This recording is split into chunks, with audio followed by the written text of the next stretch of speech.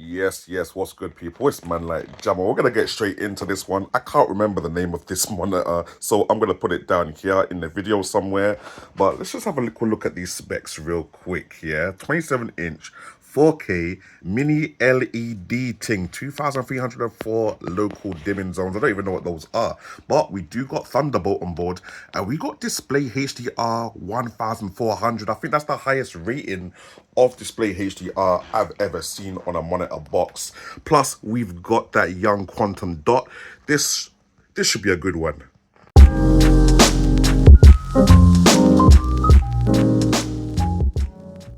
Now, just to show you what you get inside the box when you first open it, you get HDMI cable, DisplayPort cable, USB-C cable, and obviously you get the power cable thing as well.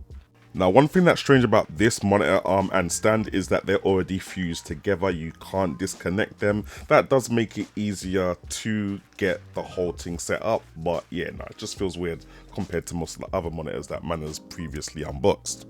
Now, moving from left to right, you got quite a good range of ports at the back of the monitor. 3.5mm, 2 HDMIs, 1 DisplayPort 1.4, 2 USB-C that are Thunderbolt 4 verified, Ethernet port, and a 4-port USB hub at the back as well. I also love the fact that it's a quick release mechanism and quick attachment mechanism when you're putting the monitor arm on the back of the monitor, and yeah, it's pretty much easy enough to pick up. Now, obviously, we gotta check out the viewing angles. I can't lie, this monitor looks like it's doing good. Don't matter what angle man views the monitor at, there's no degradation in color or brightness in this monitor. Everything stays constant. This is what I like to see. Now, obviously, we got to see if the resolution matches what it says on the front of the box, and it's advertised at 4K, and 4K is exactly what you get at 16:9, 3840 by 2160, and the refresh rate is 60 Hz, which is still good for getting your 4K 60 gaming, but you're not going to get any high refresh rate stuff there, and it can also take a step down to 4K 30 Hz as well.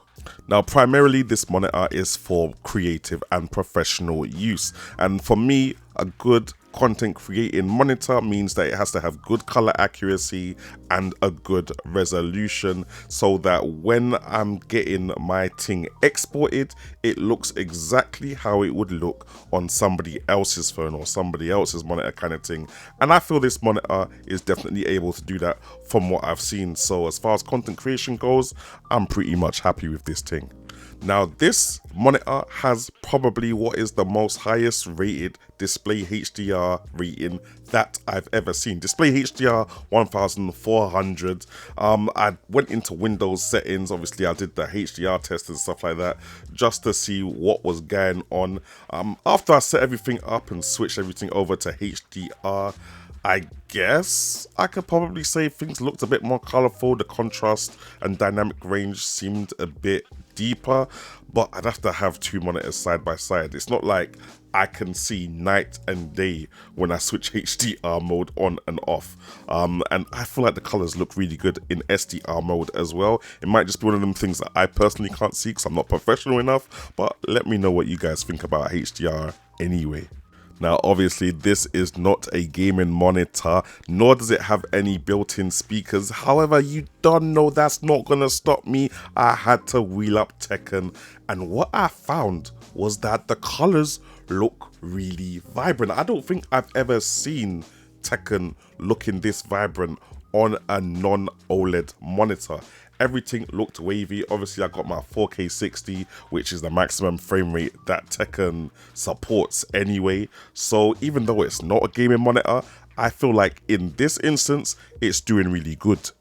Now, again, I keep saying this is not a gaming monitor, so this might not be important for a lot of you guys, but I thought I would get a much faster paced game up on the screen. We got some high end life for some FPS alien shooting action, just so that I could see what the response time was saying. Was there any latency between what I was seeing on the screen and the buttons that I was pressing and the reaction happening?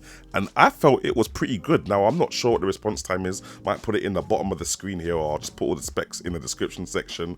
But I feel like the response time was definitely good enough for me to be able to bang out a little bit of FPS without getting killed by all the aliens. I can't quite say if it's esports levels, but it's definitely good enough.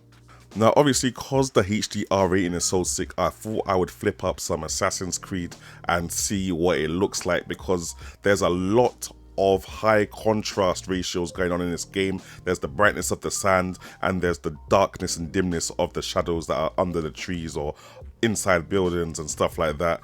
And again, this is not a gaming monitor. This is not what this monitor is designed for, but it's actually doing well. I don't know what you guys think, but I think this particular scene, when you're out in the open, you got the darkness under the trees in comparison with the brightness everywhere else on the sand and in the water.